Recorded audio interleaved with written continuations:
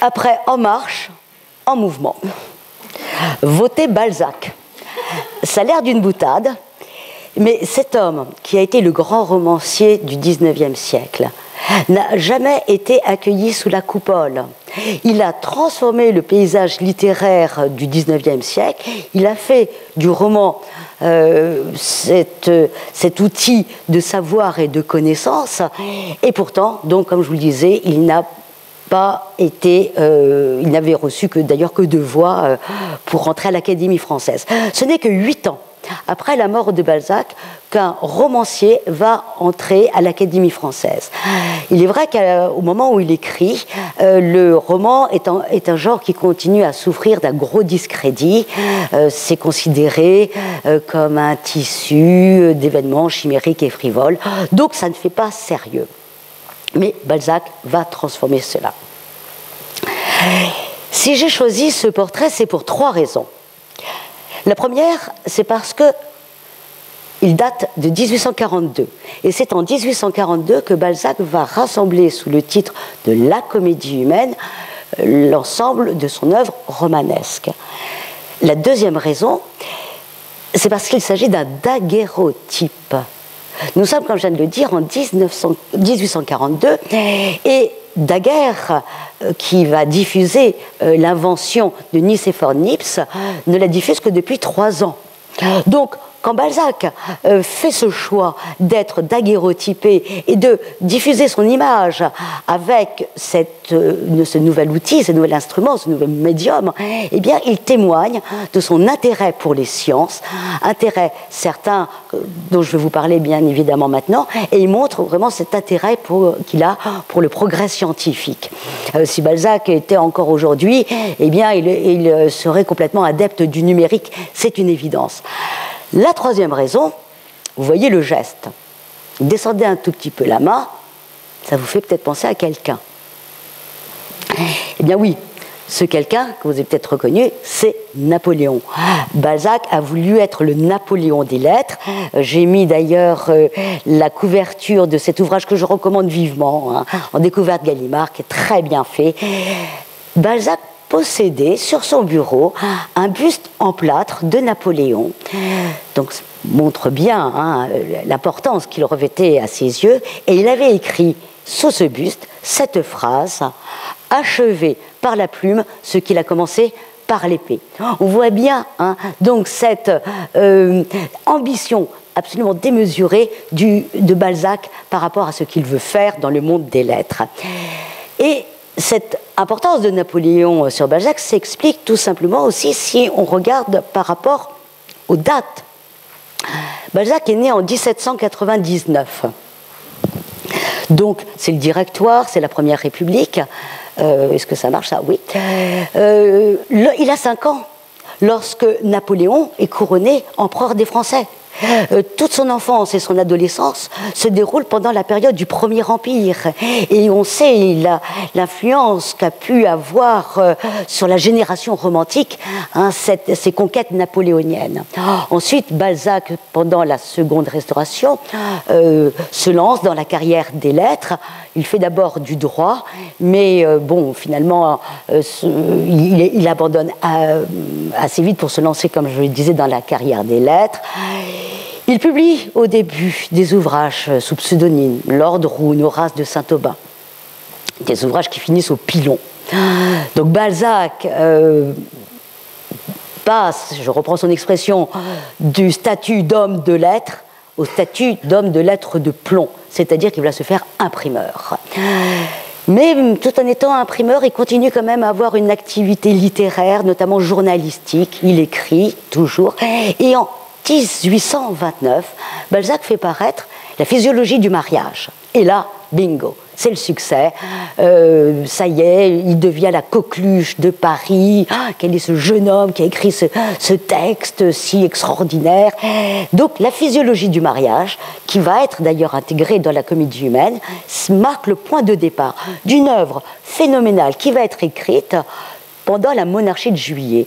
Parce que la monarchie de Juillet, donc Louis-Philippe, roi des Français, roi citoyen, roi bourgeois. Donc la monarchie de Juillet se termine en 1848 et le dernier texte de Balzac, L'Envers de l'histoire contemporaine, date de 1848, achevé par lui. Donc on le voit, cette œuvre qui regroupe 91 romans a été écrite sur une période de moins de 20 ans. C'est phénoménal. Quand Balzac va publier la Comédie humaine, donc chez l'éditeur Furnes, il ajoute une préface. Et je vais vous faire découvrir les quelques mots du début de cette préface. En donnant à une œuvre entreprise depuis bientôt 13 ans le titre de la Comédie humaine, il est nécessaire d'en dire la pensée, d'en raconter l'origine, d'en expliquer brièvement le plan. Comme on peut le voir dans ces premières phrases de Balzac, il ne se positionne pas en romancier, hein, le discrédit du roman que je vous ai rappelé tout à l'heure, mais en penseur, en dire la pensée, l'origine. Et il est vrai que Balzac a très tôt eu l'idée de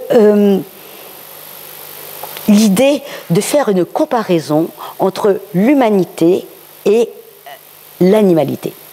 C'est-à-dire que pour Balzac, le système de la société est comparable à celui de la nature. Comment faire en sorte que ce roman, qui est considéré comme un divertissement sans apport intellectuel pour son lecteur, comment faire en sorte que ce roman puisse non seulement intéresser, mais aussi apporter du savoir, de la connaissance? Eh bien, Balzac va y insuffler, va appuyer son projet scientifique sur une démarche qui est celle des naturalistes. Comme il le dit dans l'avant-propos, son modèle, c'est Buffon.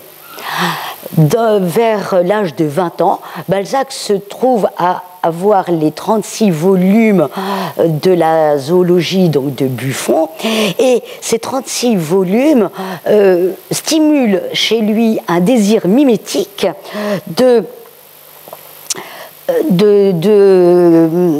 d'embrasser tout le champ social et de le faire entrer dans un monumental édifice romanesque. C'est-à-dire que ce que Buffon avait fait, hein, d'étudier la girafe, eh bien lui va étudier l'épicier comme Buffon a pu étudier la girafe. C'est ça la trouvaille de Balzac, et c'est ça qui fait aussi que vous avez une manière de raconter, de peindre, parce qu'on emploie le terme de peintre de mœurs, peindre sa société qui ne repose pas sur la fiction, mais sur une démarche scientifique. D'ailleurs, Balzac écrit « Si Buffon a fait un magnifique ouvrage en essayant de représenter dans un livre l'ensemble de la zoologie, n'y avait-il pas une œuvre à faire de ce genre, une œuvre de ce genre à faire pour la société ?» Donc on voit bien, hein, vous voyez, ce modèle de Buffon qu'il rappelle donc dans la Comédie humaine, dans cet avant-propos. À ceci près, et là où l'œuvre de Balzac est beaucoup plus méritante et plus complexe, c'est que lorsque Buffon avait décrit le lion, vous retirez la crinière, vous avez la lionne. Mais comme le dit Balzac, parfois la femme d'un marchand pourrait être digne d'être une princesse. Donc c'est beaucoup plus complexe. Et puis, autre chose, les animaux n'ont pas de mobilier, ils n'ont pas d'art, ils n'ont pas de science. Or, Balzac va essayer de montrer les hommes, les femmes et les choses, c'est-à-dire la manière qu'ils ont de représenter matériellement leur pensée. Donc vous voyez, hein, le projet de Balzac est éminemment ambitieux. Mais c'est un projet, comme je le dis, où, dans l'avant-propos, il dit bien que ces modèles sont donc Buffon, Geoffroy Saint-Hilaire qui d'ailleurs faisait partie de l'expédition d'Égypte de Napoléon en 1799, l'année où Balzac naît. Geoffroy Saint-Hilaire, dont la pensée qui est que l'évolution des êtres vivants est indissolublement liée à leur milieu, cette pensée, Balzac va l'intégrer dans la Comédie humaine et montrer comment il y a effectivement entre le personnage et l'endroit où il vit influence réciproque. Autre autre auteur qui a servi à Balzac et dont il a fait aussi un de ses phares, c'est Lavater. L'ouvrage, la physiognomonie, ou l'art de connaître les hommes d'après les traits de leur physionomie, cet ouvrage a été réédité en 1820. Et Balzac en possédait un exemplaire. Alors évidemment, aujourd'hui, ça fait un peu sourire. Se dire que parce que quelqu'un a un nez aquilin, eh bien, il sera comme un aigle, ou que parce qu'il a le visage un peu triangulaire, comme ça, comme un chat, eh bien, il sera sournois. Bon, bah, bien évidemment, on sait bien que cela n'a rien de scientifique. Mais les hommes de l'époque ne sont pas de cet avis. Pour mieux connaître l'individu, on est dans une période où tout ce qui est connaissance des types on connaît un énorme argument, donc on va se servir de toutes ces pseudo-sciences, phrénologie, etc., les crânes, les bosses, etc. Donc Balzac a son petit Lavater et il s'en sert dans ses descriptions des personnages. Ces fameuses descriptions qui ont ennuyé un certain nombre d'élèves parce que peut-être ne savaient-ils pas aussi tout ce qu'elles comporter, de portée sémiotique par rapport donc au personnage, à la connaissance du personnage. Prenons d'ailleurs l'exemple bien connu, revenons-en, c'est intéressant aussi de citer Balzac, du portrait de Madame Vauquet. Bientôt la veuve se montre, attifée de son bonnet de tulle sous lequel pend un tour de faux cheveux mal mis. Elle marche en traînassant ses pantoufles grimacées. Sa face vieillotte, grassouillette, du milieu de laquelle sort un nez à bec de perroquet, ses petites mains potelées, sa porsonne dodue comme un rat d'église, son corsage trop plein et qui flotte, sont en harmonie avec cette salle où suinte le malheur, où s'est blottie la spéculation et dont Madame Vauquet respire l'air chaudement fétide sans en être écœurée. Morceau de bravoure. Eh bien, dans ce portrait, on voit bien comment ce qui peut nous sembler du détail a justement, comme je le disais, cette portée sémiotique. Le tour de faux cheveux mal mis nous rappelle que Madame Vauquet, qui a 48 ans, en annonce 39. Juste ça suffit à rappeler comment cette personne cherche justement à masquer. Elle marche en traînassant ses pantoufles grimacées. Ce terme de pantoufles grimacées, fallait le trouver. On voit bien vraiment l'état de la chaussure grâce à ce terme. En traînassant. Balzac, en 1833, écrit un ouvrage qui s'appelle La théorie de la démarche, parce qu'il dit que la démarche, c'est la physionomie du corps, et qu'autant les gens vont faire attention aux vêtements qu'ils vont porter, à la coiffure, mais la démarche, ils ne vont pas chercher à masquer ce qu'ils sont derrière une démarche. Donc, il serait puissant. Quel pouvoir il pourrait avoir sur les hommes? Celui qui arriverait à observer les démarches, classifier les démarches. Vous voyez, on est toujours dans le modèle des naturalistes, et en tirer des lois. Voilà, c'est la théorie de la démarche. Donc vous voyez, cette démarche qui est prise en compte. Après, le nez à bec de perroquet nous rappelle cette physiognomonie zoologique qui date de loin, depuis l'Antiquité. Le corsage trop plein qui flotte, Balzac prend en compte le corps, chose qui ne se faisait pas jusqu'alors, mais il a cette caution scientifique, comme je le disais, comme je l'ai rappelé auparavant. Donc, vous voyez comment il étend le champ du roman en prenant en compte tous ces éléments. Et puis, bien sûr, cette idée qui est celle de Geoffroy Saint-Hilaire, de l'influence donc du milieu sur l'évolution de l'être, avec ce portrait de Madame Vauquet, vous voyez, qui est en harmonie avec cette salle, on sent le malheur, où s'est blottie la spéculation. Balzac raconte, Balzac est le peintre de cette société, effectivement, de la spéculation, une société en mouvement, une société qui se transforme, une société révolutionnée, et où les fortunes se font et se défont. Et donc c'est à Geoffroy Saint-Hilaire que le Père Goriot est dédié. Mais le Père Goriot ne fait pas partie, hein, comme je disais, le Père Goriot n'est pas un texte isolé. Ce schéma que j'aime beaucoup, vous le verrez à la Maison de Balzac, si vous vous y rendez, c'est Yves Gagneux, le conservateur, qui l'a fait réaliser par ses équipes. Eh bien, ce schéma permet de voir très nettement comment est faite la comédie humaine.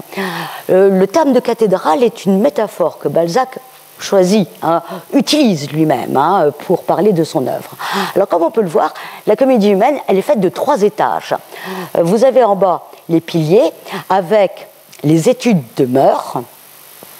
Au-dessus, vous avez les études philosophiques et au-dessus, vous avez les études analytiques. Je vais y revenir. Mais quand Balzac, en 1842, rassemble sous ce titre de la comédie humaine l'ensemble de son œuvre, ce n'est pas la première fois qu'il a cette idée d'organisation. Déjà, en 1825, Balzac avait l'idée d'écrire une histoire de France pittoresque. Donc on voit déjà cette idée de rassembler, hein, qu'il y ait une unité dans son œuvre. Ensuite, en 1831, il va faire paraître romans et contes philosophiques. Balzac se sentait d'ailleurs une vocation philosophique et les sciences lui semblaient une aide pour arriver à résoudre les problèmes métaphysiques. En 1834, il écrit à Madame Anska qu'il va faire les études sociales. Et dans les études sociales, il compte déjà faire 50 romans. Et puis, donc, vous voyez, cette organisation, elle n'est pas née en 1842, elle accompagne, hein, Balzac depuis le début de son écriture. Donc, 3 étages. L'étage des scènes. Et le terme de scène, il faut vraiment l'entendre au sens de scénario. C'est-à-dire, ce sont les effets des passions qui sont conjugués dans le temps du récit. Nous avons les scènes de la vie privée, qui renvoient aux scènes de la vie des femmes, scènes de la vie parisienne, scènes de la vie de province, scènes de la vie militaire, scènes de la vie de campagne et scènes de la vie politique. Comme vous pouvez le constater sur ce schéma, certains piliers ne sont pas achevés. Mais c'était un projet, c'était le projet quand même. Balzac n'a fait que 91 romans et nouvelles, mais c'est 137 qu'il avait prévu de faire. Donc là, sur les scènes de la vie militaire, il avait 23 projets, dont ce fameux texte La Bataille qu'il n'a jamais réalisé. Au-dessus, donc, les études philosophiques. Alors, la différence entre les études de mœurs et les études philosophiques, c'est que les études de mœurs montrent les effets, et les études philosophiques montrent les causes. Et au-dessus, vous avez encore les études analytiques, où là, Balzac range les textes qui sont d'ordre axiomatique, qui dégagent les lois.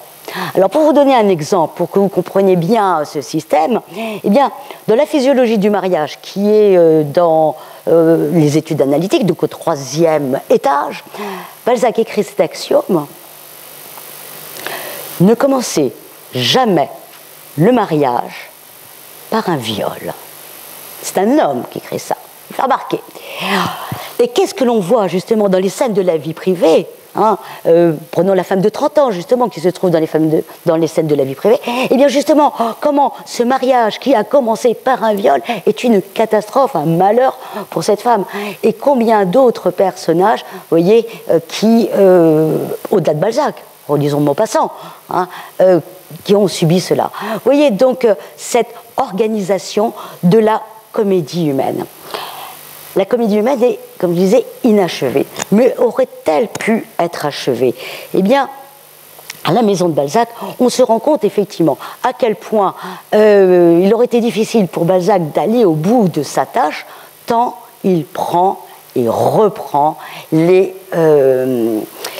ces textes.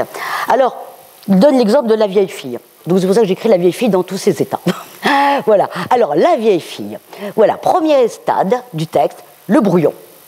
Le brouillon, enfin le manuscrit, pas le brouillon, le manuscrit. Donc on le sait, Balzac écrivait entre minuit et 8h du matin. Donc ces pages ont peut-être été écrites vers 3h du matin. Bon.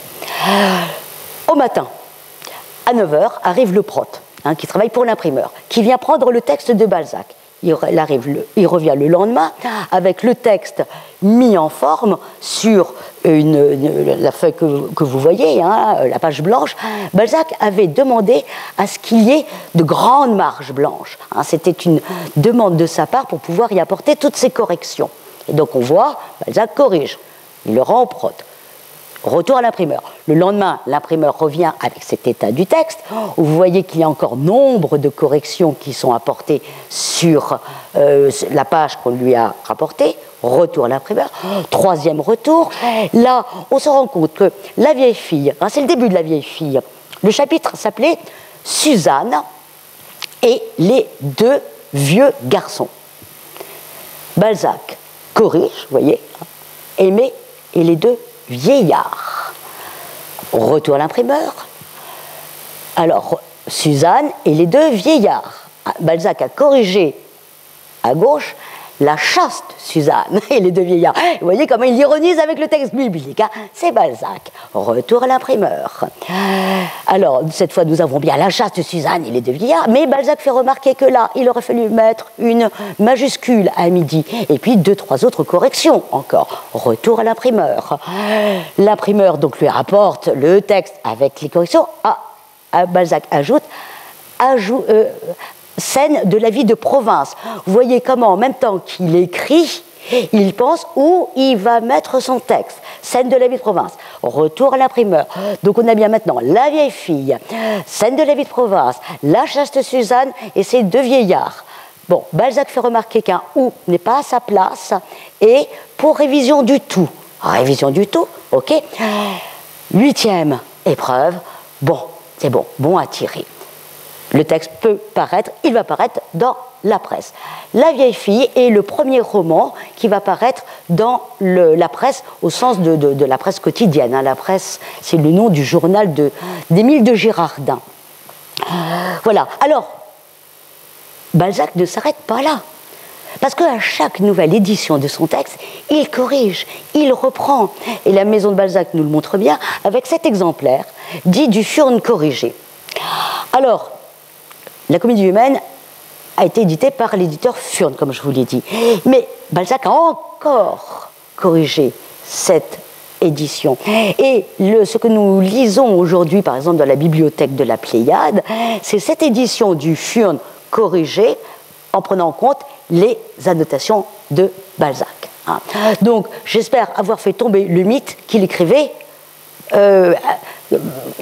beaucoup pour l'argent, hein, voilà, parce que même, il faut savoir que les imprimeurs l'avaient par contrat stipulé pas plus de 5 épreuves, sinon c'est à vos frais. Donc voilà, j'espère avoir fait tomber ce mythe. Deuxième chose aussi qui crée ce mouvement, outre le fait que, comme je vous dis, à chaque correction du texte, à chaque réédition, il corrige et même il ajoute des personnages, ça va être justement ce fameux retour des personnages. Alors vous allez me dire, le retour des personnages, bon, chez Rabelais, on voit bien Panurge que dans plusieurs textes.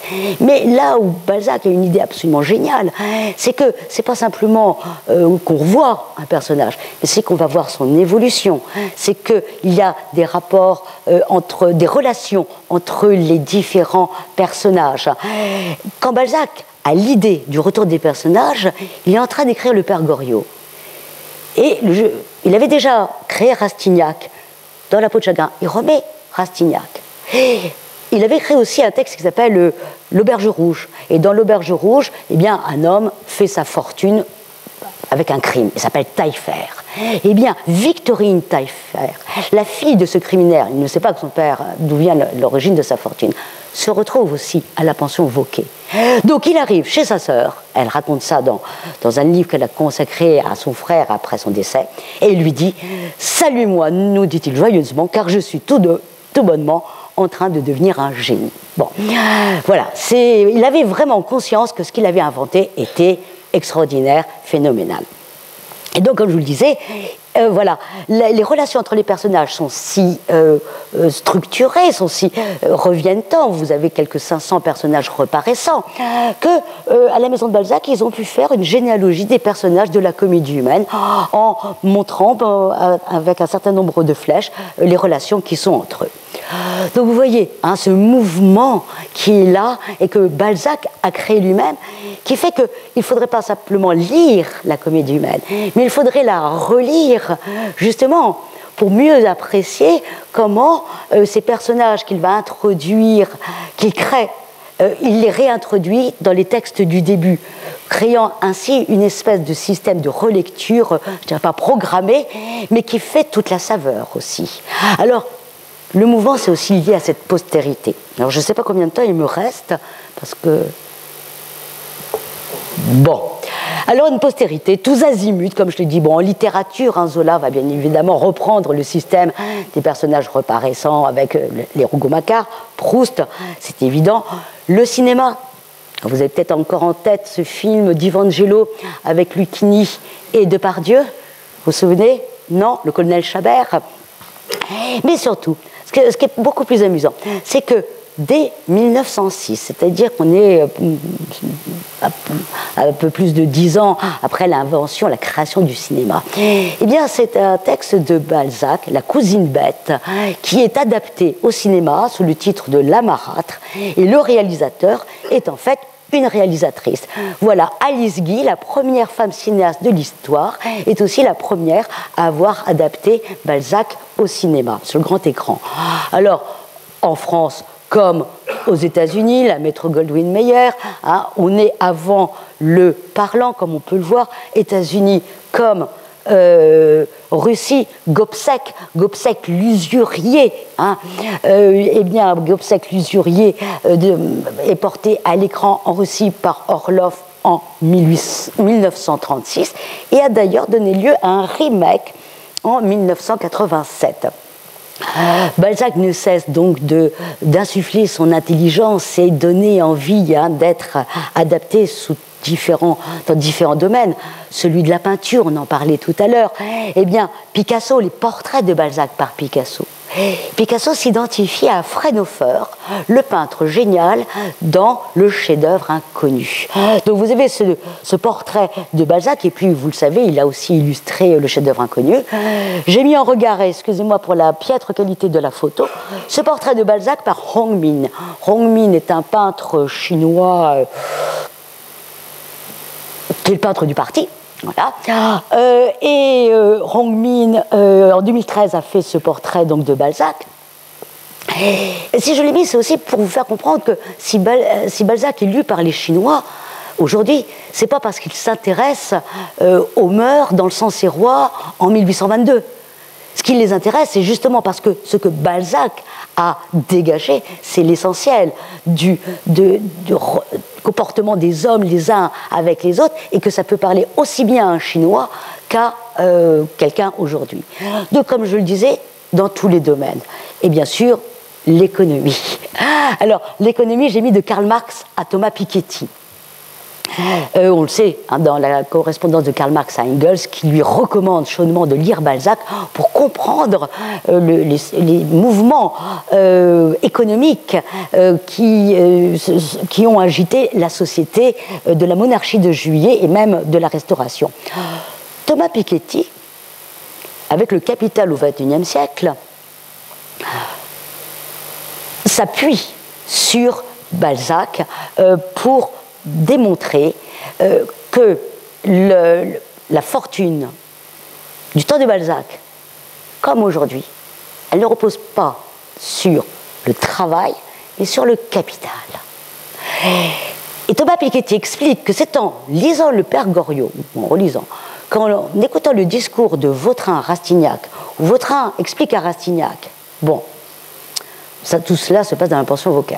Rastignac est un milieu où il n'y a pas beaucoup d'argent. D'accord, vous voulez être avocat? Ok. Trouvez-moi à Paris, hein, je cite de mémoire, trouvez-moi à Paris 5 avocats qui, à 50 ans, gagnent plus de 50 000 francs. Ce n'est pas par son travail d'avocat, et ce n'est pas en allant lécher les bottes des procureurs généraux qu'il pourra faire fortune. S'il veut faire fortune, il faut qu'il épouse la petite Victorine Taillefer. Et là, paf, il mettra la main sur le magot grâce à l'argent qu'elle a, c'est une riche héritière. Donc, dans ce schéma, on voit bien, Thomas Piketty montre bien comment la part de l'héritage dans les ressources sociales totales, la hauteur qu'elle avait en 1810, eh bien, c'est celle que l'on retrouve en 2010. Ce n'est pas donc une situation nouvelle que nous vivons aujourd'hui, c'est la répétition du passé, et pour s'en rendre compte, eh bien, relire Balzac, relire le Père Goriot permet de le mesurer très nettement. J'arrive quand même à la fin. Les derniers exemples, l'opéra. Eh bien, l'opéra, peut-être cette année, avez-vous eu l'occasion d'aller au Palais Garnier, à l'Opéra Garnier, où était diffusé effectivement cet opéra qui s'appelle Trompe la mort. Trompe la mort, c'est le surnom de Vautrin qui traverse toute la comédie humaine, et Luca Francesconi, à partir de Balzac, a composé donc un livret d'opéra qui a donc été, comme je vous le disais, présenté à Garnier. Est-ce que j'ai le temps de... Voilà, bon allez, quand même, voilà. Alors, je vais vous faire quand même rêver avec quelques images de cet opéra. Voilà, si j'y arrive... oui, je l'ai caché derrière. Il n'est pas bien là. Comment je vais pouvoir le faire là? Comment je déplace ma fenêtre? Oui, voilà, ça y est. Ça y est, c'est bon. Voilà.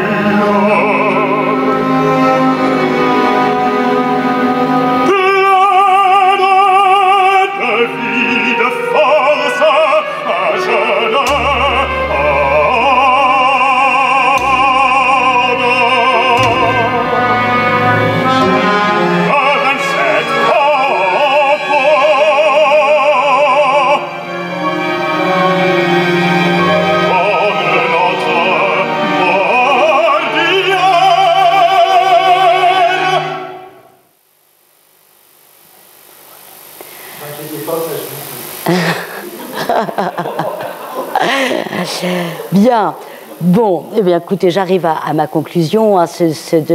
Cet opéra s'appelle Trompe la mort. Trompe la mort, c'est le surnom de Vautrin, comme je vous l'ai dit. D'une certaine façon, c'est peut-être un peu facile de dire ça, mais je crois qu'on pourrait aussi appeler Balzac Trompe la mort, puisque jusqu'à aujourd'hui, il ne cesse de continuer à insuffler son esprit, tout ce qu'il a mis en place dans le roman, et on voit donc cette reprise. D'une certaine façon, il aurait pu dire comme Flaubert, je pense, Madame Bovary, c'est moi. Mais pour terminer quand même sur une note un petit peu plus intelligente que ce que je viens de vous dire là,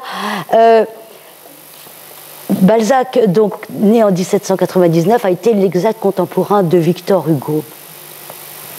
Victor Hugo est né en 1802.